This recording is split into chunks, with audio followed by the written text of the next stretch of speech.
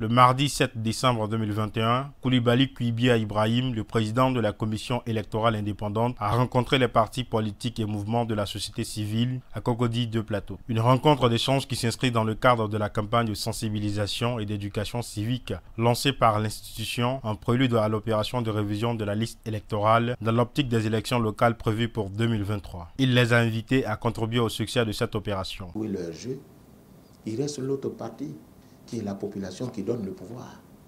Alors, cette population ne peut participer à l'élection que si elle est inscrite sur la liste électorale. Seule condition pour avoir la qualité d'électeur. Laquelle qualité vous donne la carte d'invitation au dîner électoral. Le dîner électoral ou le marché électoral, vous y avez accès quand vous avez la carte d'invitation qui est la carte d'électeur. Or, pour avoir la carte d'électeur, il faut être inscrit sur la liste électorale. Et ça, c'est un de vos combats, vous aussi, partis politiques.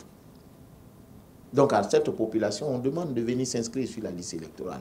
Et c'est à vous de demander à ces personnes de venir s'inscrire sur la liste électorale, indépendamment de ce qu'elles-mêmes doivent le faire. Mais vous devez les exhorter à le faire, mesdames et messieurs. Mais pourquoi vous devez les exhorter à le faire? Parce que c'est à travers leur inscription que vous pouvez avoir leur accord.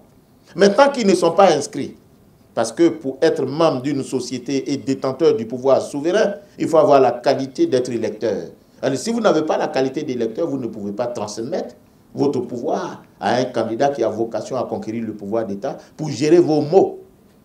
Donc, la nécessité pour vous, c'est de convaincre la population à s'inscrire sur la liste électorale.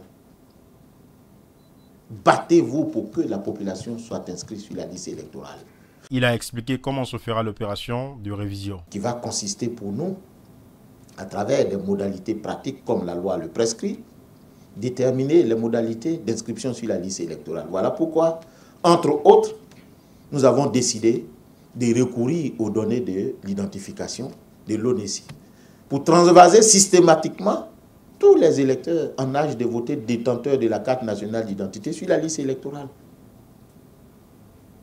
Quelqu'un hier me disait que le recensement général de la population a un rapport avec la liste électorale. J'ai dit oui. Parce que nous, le recensement général a pour vocation de nous permettre de savoir quels sont ceux qui sont en âge de voter. Bien entendu. Aujourd'hui, on dit qu'on est 23 millions de personnes, des citoyens en Côte d'Ivoire. Dans ces 23 millions, il y a 12 millions qui sont des électeurs. Et dans ces 12 millions, on a 7 500 000 qui sont inscrits sur la liste électorale. Mais il y a 4 500 000 qui ne sont pas inscrits sur la liste électorale. Donc, nous, notre mission, et comme vous d'ailleurs, c'est d'aller demander à ces personnes de venir s'inscrire pour participer à la chose de la cité dont ils sont membres.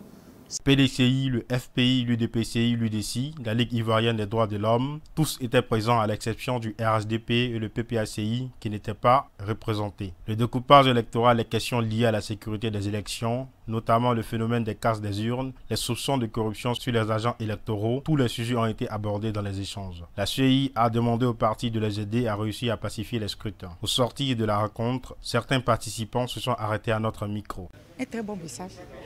Vous savez, il y a ce qu'on dit et la réalité est tout autre. On espère que ce que le président vient de dire va se réaliser effectivement et que la CEI va poursuivre ce qui vient d'être dit ici sur le terrain. Parce que c'est sur le terrain qu'il faut agir, pas dans une salle, mais il faut que régulièrement la CEI, accompagnée même des partis politiques, soit sur le terrain. Ça aussi, c'est déjà une bonne initiative. C'est une rencontre essentielle, elle est bienvenue. Et cette rencontre permet aux partis politiques, à la société civile, de comprendre les enjeux électoraux actuels. Cette rencontre également permet de situer le rôle de chaque acteur dans le processus électoral et elle permet également, durant tout le cycle électoral, à la société civile et aux partis politiques de faire un contrôle sur le processus électoral. Par ma voix, l'UDPCI se réjouit de cette rencontre avec la CEI, de participer à cette conférence. Il prévoit sensibiliser la population de Côte d'Ivoire dans l'ensemble, les 31 régions et les districts aujourd'hui créés pour que les Ivoiriens aillent aux élections apaisées. Une élection n'est pas un champ de guerre. une élection, c'est une compétition démocratique. Et pour qu'il y ait compétition démocratique, tous les acteurs doivent s'impliquer sur la voie de la paix, de la sensibilisation. Généralement, en matière électorale, la population n'est pas informée. Quand la population n'est pas informée de ces données, il y a des débordements. Donc aujourd'hui, l'UDPCI rentre dans la même dynamique et ça a toujours été notre principe électoral. Le président de la CEI n'a pas avancé de date pour le début de l'opération de la révision de liste électorale. Il a indiqué qu'elle se fera dans le courant de 2022.